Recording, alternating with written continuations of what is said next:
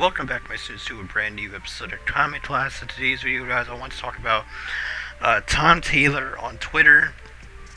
Yes, I know Twitter sucks. It's a cesspool, especially comic Twitter. Very cesspool-like. But I was on it, and I saw that Tom Taylor basically was trying to damage control about the sales of Superman Son of Kal-El and how they're not performing the way that he thought they were going to perform. And I thought the damage control was embarrassing, to be honest. Not only was he trying to attack people for saying, for calling it what it is, a failure, but he was trying to say that people that don't enjoy it are just against, like, what do you call it, like gay rights and stuff like that. It's just stupid. And it's something we see a lot in the American comic book industry, especially on Twitter. And it made me want to make this video because I feel very strongly that, this is something that Discovery Plus, and I'm doing a whole series of videos talking about the things I think Discovery Plus needs to do once the merger happens to put DC Comics back on the map and really just bring it all in and clean house. Because stuff like this is happening literally like every day. It's been happening every day since like 2016 when the elections were going on. And we're not going to get political on here. But I'm just, making that point that when the elections are going on, that's when we saw a lot of these people start attacking fans for their political beliefs or anything like that that goes against what they believe. And it started becoming more about the person than about their profession, about the comics. And a lot of people on comic book YouTube, basically, comic YouTubers or comic tubers, as you would call us, have been saying that, it's embarrassing that people like even the DC official account, as I watch Thinking Critical, and I watch his little stream thing that he posts every Saturday, as they were talking about, I think on the last one, that it's embarrassing that even the DC main account, the main account and even the Batman main account are making like memes and stuff instead of promoting their comics that are coming out. This is a massive problem. Is that you have the actual official accounts. That's bad. Like, that might be even worse. But you have people that actually have faces to them, like Tom Taylor, that are like, a face in the company as they're working for DC, that are attacking fans, calling them, racist, homophobic people, and stuff like that, or misogynist, for not enjoying a piece of their work. And now he's trying to damage control, saying that, it's not selling the way that, we thought it would, but it's still doing okay.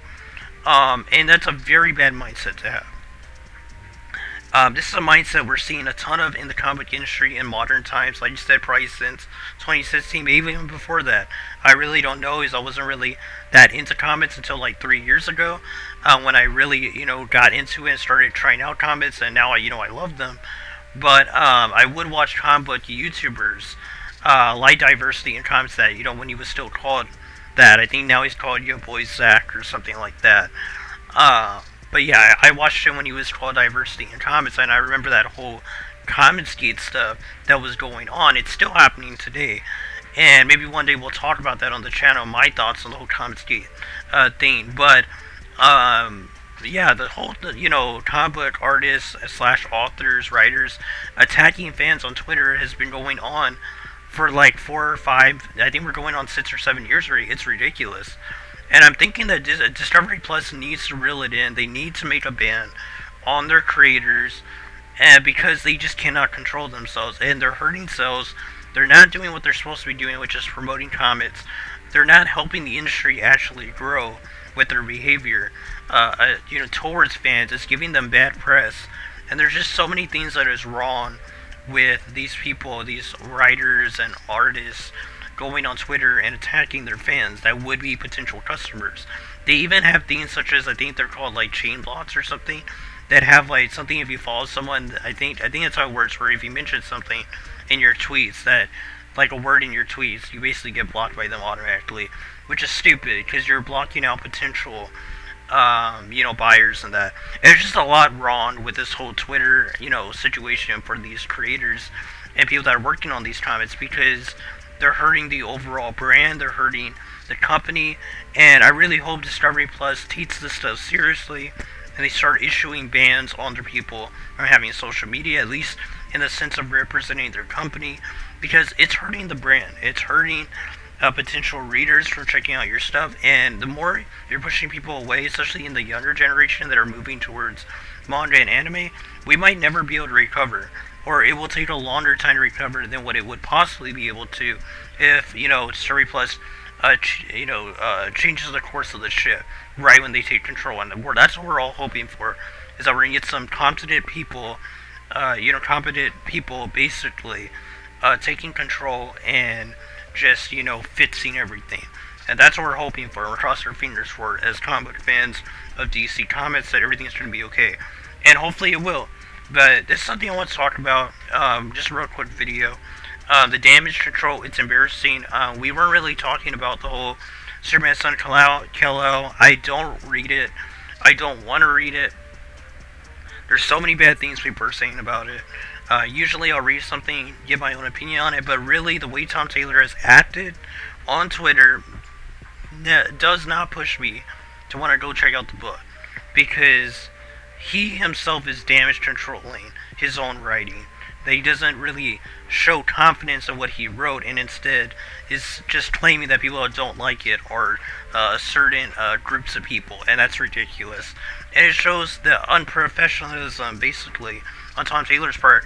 And Tom Taylor has talent. He's a good writer when he has someone over him. Basically, we saw that with Injustice, and we see that in other books that he's written that I have enjoyed as well. And so he has talent, but sadly that talent goes wasted. When he goes off on people like this. It goes after fans like this. And it's very sad, because going after fans like this isn't gonna make people want to read this book. And the book's probably gonna get canceled now, for sure. This definitely pushed off a lot of people, and now you're just giving people that were hating the book already, more ammo to not check it out, to push a negative narrative against you now. And there's no one to blame but Tom Taylor himself. He has no one to blame but himself, because he didn't just take the criticism and either, explain himself professionally, or, just did a better story, just write a better plot, instead of pushing all this stuff on people. And if the audience does not want this, and they're telling you they don't want it, you can't get mad at them for not enjoying your work, because that's what you want to write, and that's completely fine. I have an opinion that an artist or a writer should write what they want to write, or draw what they want to draw. That's fine. But don't get mad if people don't like it. That's one of the things about making art, or any type of work, fictional work, or non-fiction work, is that it's open for criticism. And the damage control just made Tom Taylor look bad. And a lot of people, such as myself, are not going to be checking out Son of Kal-El, Superman Son of Kal-El at all anymore, because it's just unacceptable behavior. And like I said, hopefully Discovery Plus, they see the backlash, they see all the sales they're missing out on, because these creators cannot reel themselves in and act professional, and just let the criticisms or whatever bounce off of you. Like I said, I think it's a little extreme, to be honest, about banning them from social media, but I believe it might be necessary, considering this is something that's been going on, like I said, at least 6 or 7 years. And that's counting only what I've seen with the people I followed on YouTube, and that whenever I was checking all that stuff out before I even got into comic books myself. And, as someone that hadn't gotten into comics yet, that was watching those videos, it really almost, made me not want to check out comics at all. And I got lucky that I did give it a try, and I was, I loved the medium, and I saw what American comic books can be and are at times. But, all the bad videos that are made about it, because of these people treating people the way they do, and trying to attack people, even take their jobs away and stuff like that. It's just ridiculous. There's a lot of stuff that should not have happened, that has happened already in the industry, that hopefully, like I said, Discovery Plus sees, they fix it, they make sure that they get all their people course corrected on the ship, and we're able to make some money. They're able to make some money from us fans again. And get our faith back in them to make some great stories, and just be excited to read them every week. That's all I want as a comic book reader, is to be hyped for these stories to come out every week or two. It's not just like once a month or bi-weekly. It depends. Bi-monthly, whatever it is that I'm hyped for. When it's going to be coming out, kind of like I am with stuff like Deadly Class by Image Comics, and some DC books, some Marvel books that I'm reading right now, reviewing on the channel. But I think that's going to be it, guys. What were your thoughts if you saw what happened with Tom Taylor? You probably have. There's a lot of people making videos about it. It was embarrassing, to be honest, and it shows a lack of faith in his writing skill, at least when it comes to Superman, Son of Kal-El. Like I said, I think Tom Taylor is a good writer. When he has someone above him telling him not to do certain things and not allowing him to just do whatever he wants, to push political narratives or whatever he thinks is right, in his viewpoint, and that's really fine to have a viewpoint of what's right or wrong. I'm not saying you have to believe a certain way, but when you're pushing that on people instead of just writing a coherent story that everyone can enjoy, especially when you're depicting a character like Superman, even though it's not Superman, Superman's son, people are accepting a certain thing when they look at a Superman book.